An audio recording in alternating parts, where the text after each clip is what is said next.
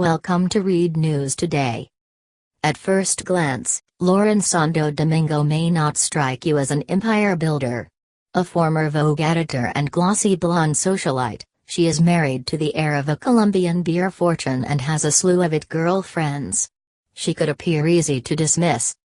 But this week Moda Operandi, the online high-fashion website she and Aslog Magna's daughter founded in 2011 as the first pre-tailor, a place where customers can pre-order looks immediately after runway shows, announced that it had raised $165 million in its latest round of funding.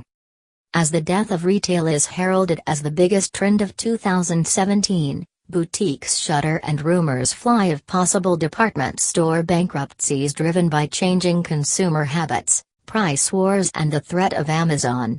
High-end e-commerce remains a bright spot in the shopping landscape, flooded with more cash than ever before and with bubble-like sky-high valuations to boot. What is so exciting about the amount of money we were able to raise is that we have proved ourselves and our model on a global scale.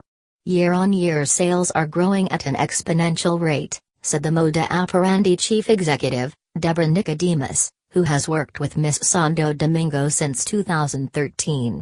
Their latest investment round was led by Apex Partners, the private equity firm that bought a controlling stake in the rival e-commerce outfit MatchsFashion.com in September. "We feel on top of the world right now, and it is a fantastic place to be," Ms. Nicodemus said. "It's a world dominated by two behemoth competitors who have spent the last year aggressively expanding their territories and strategically carving up the landscape between them. Napoleons of the virtual boulevards, they are locked in an escalating battle for power, and your wallet. You may not know their names, but they are shaping how you shop." Yoox Net-a-Porter, the largest luxury e-tailer by sales, is one of them. It owns the e-tailers Net-a-Porter, The Outnet, Mr. Porter and Yoox. It also operates the e-commerce sites for over 30 luxury brands including Stella McCartney, Dolce & Gabbana and Chloe. Farfetch, the other big name, is an online marketplace for 500 independent luxury boutiques and 200 brands as well as the owner of the bricks-and-mortar store Browns in London. The stakes are high. Online luxury sales jumped by 24% in 2017, according to a recent study by the consulting firm Bain & Co., with the authors estimating that online sales of personal luxury goods will make up 25% of the market by 2025. Little wonder that during the past year barely a month went by without Yoox Net-a-Porter or Farfetch unveiling a snazzy new strategy or service in a thinly veiled bid to outmaneuver the other. In April, for example, Yoox Net-a-Porter introduced You Try, We Wait, a same-day try-on and wait premium delivery service with at-home shopping consultations. 6 days later, Farfetch started a store-to-door service in 90 minutes with Gucci in 10 cities worldwide. Then Farfetch revealed a suite of technologies based on responding to consumers in the store of the future. Yoox Net-a-Porter promptly responded with Next Era, a partnership with brands that debuted with Valentino, giving customers access to Valentino products wherever they are, and however they want them. "We are the leaders in the luxury fashion online space, no question about it," said Federico Marchetti, the CEO of Yoox Net-a-Porter, from a giant television screen streaming into the glossy technology hub in West London that he opened earlier this year. On Message in Every Way, he was doing a virtual interview from Milan. "If you want me to describe my territory, then that is how I would describe it," he said. An intense and bespectacled self-made multimillionaire, Mr. Marchetti, 48, was a pioneer in Italian luxury fashion, starting Yoox in 2000 as a platform where end-of-season stock could be sold online, before branching out into full-price designer wares.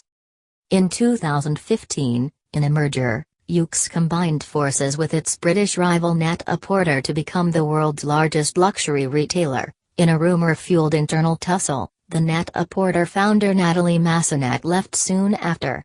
For the first 9 months of 2017, the group reported sales of €1.5 billion, up 19% year-over-year, and unveiled ambitious plans to double the size of the business by 2020. Related, the next wave of fashion e-commerce contenders.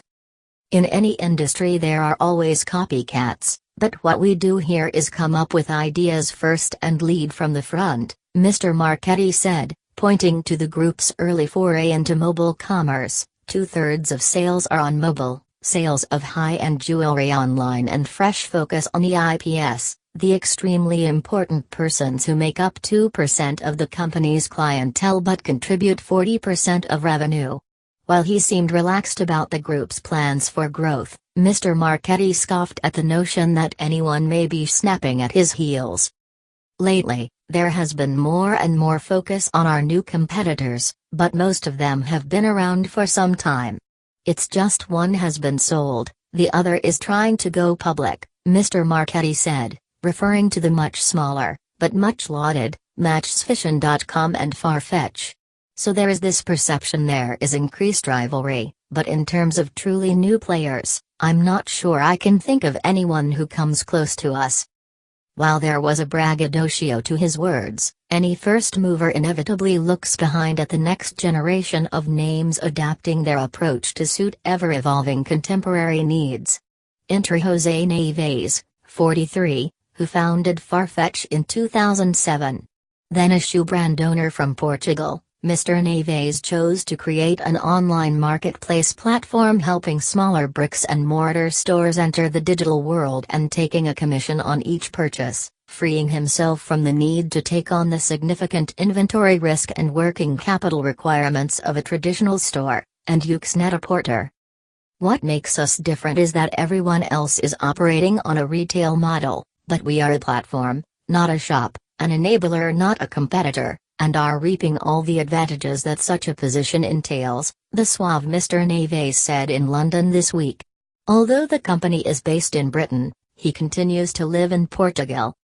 With a valuation of $1 billion, less than a decade after its start, Farfetch has pulled off a string of media coups this year.